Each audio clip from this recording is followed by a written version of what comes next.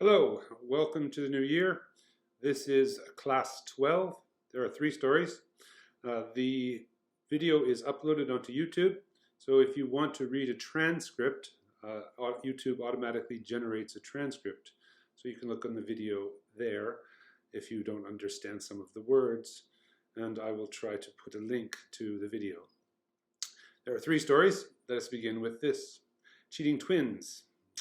Annie and Diane are identical twins. It's very difficult to tell them apart, and sometimes even their friends get confused about who is who. And the girls only make matters worse because they often switch places. They started switching places in elementary school for fun. Annie would have lunch with Diane's basketball team, or Diane would sit in with Annie's math class and talk to her sister's friends. The girls look exactly alike, except for one physical difference. Annie, on her right arm, just below her elbow, has a mole, and her sister Diane does not. Annie and Diane may look the same, but they are very different people and are good at different things. Annie is good at math and science. She loves to study. Diane is an athlete. She runs. She likes to play basketball on the basketball team. She goes jogging with her father every night. And since elementary school, the girls have switching places. But in junior high school, they started to switch for tests. Annie pretended to be Diane when Diane took her math test, or Diane pretended to be Annie when Annie had to run a marathon test in physical education class. Well, now, 5 years later, the girls are in high school, and they have been cheating for the last 5 years. And finally, last week, they got caught. Annie and Diane switched places for a test, but in the morning, Annie was complaining to her mother about running a marathon race. Her mother said, "I know you don't like to run, but go try your best." And to support Annie, her mother came down to watch the race. And as her mother stood in a group of parents watching the students run by, thinking, "Go Annie, go Annie," running past her was Diane, and her mother could easily tell them apart, and she knew the girls were cheating. She immediately went to Annie's homeroom teacher and explained that she thought her girls were teaching. But the teacher confessed that she couldn't tell which was which. She wasn't able to tell them apart. So Annie's mother told the teacher about the mole on Annie's arm. The teacher thanked her very much for the useful information, and a few days later, the girls were caught by their teacher. Annie was taking a math test, and Diane a physical education test, and both their teachers at the same time asked to see their elbow, and they were caught. Annie tried to explain that running made her chest hurt, and Diane said that math gave her a terrible headache. The teachers didn't care. They both got a 0 on the test. And when they came home that day, their mother asked, "What's wrong?" She said, "Oh, you look so sad. What happened today?" The girls just shook their head and said, "Oh, nothing. We're just tired. It was a busy day." Their mother told them to go watch television, and she would call them when dinner was ready. She turned around, back to cooking, but there was a very large smile on her face. That was story 1. Story number 2, Monsters on the Moon. Sam and Jeff were talking about the moon. Jeff's mother left him sitting on the front steps of Sam's house, and she went into the house for a cup of tea. The two boys are looking up at the moon and talking about men working on the moon.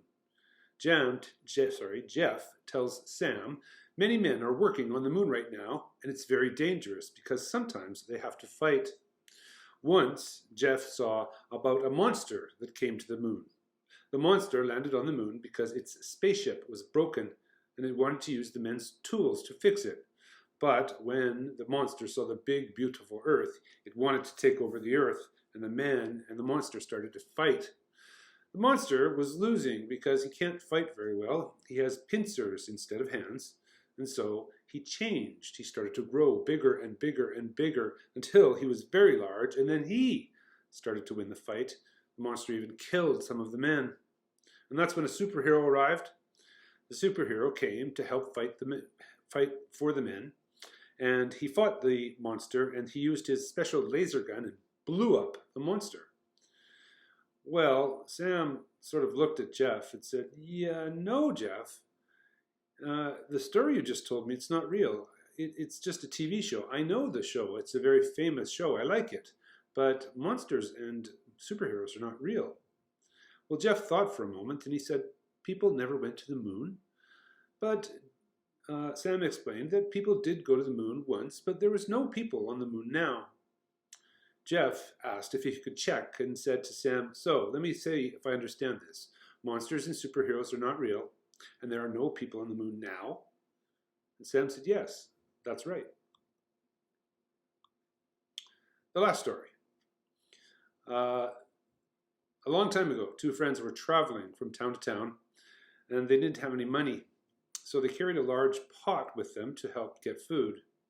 Well, the next town that they arrived at was very far away, and it took a long time to arrive at the town, and they didn't get there until after dark. It was about 11 o'clock, and everybody in the town was sleeping. The two friends went to the middle of the town, and they found a well. They took a drink of the water from the well and sat down and went to sleep next to the well. In the morning, they got up, and one friend, he went and found firewood and started to build a fire. The other friend, he took the pot and he filled it full of water, and he put the pot on the fire, and then he found two large stones, and he cleaned the stones with water from the well, and he put those into the pot, and he started to stir. A few minutes later, a woman walked by and said, "What are you doing?" And the friend said, "Oh, we're making stone soup." Well, the old woman said, And the friend said, "Well, it's very good, but actually stone soup is much better with chicken." She said, "I have a chicken." And she returned a few minutes later with a chicken, which the friends took, cut up, and put into this pot and continued to stir. A few minutes later, a man walked by, and the two friends and the old woman were talking, and he said, "What are you cooking here?" And the woman, the old woman, said, "We're cooking stone and chicken soup." And the friend said, "Yes, it's really delicious, but it's more delicious with potatoes." About 5 minutes later, the man came back with a bucket of potatoes. The two friends cleaned and cut up the potatoes and put them into the pot and continued to stir. And the four people were standing around the pot, the two friends, the old woman, and the man, but a group of people had gathered around them, behind them. There was about 15 people, and one of the friends stepped forward and he said, "We're making stone chicken potato soup, and it's very delicious, but the more vegetables we have, the more delicious the soup will be." Well, everyone left, but many of the people came back, and they brought vegetables with them. Some people brought turnip or garlic. One person brought onions, celery, broccoli, carrots, and salt and pepper. The two friends prepared all the vegetables and put everything into the pot and continued to stir. And for about an hour, all the people who had contributed to the soup stand around talking and laughing and listening to the two friends' adventures in their travels until mid-morning, when one of the friends said, "Soup's ready." And everybody who had brought something for the soup received a very delicious bowl of stone soup. And the two friends also enjoyed a very delicious breakfast. Finished. Those are the three stories for class 12. There are questions to help you along, and I will post the questions on Google Classroom. Enjoy the rest of your week. Bye-bye.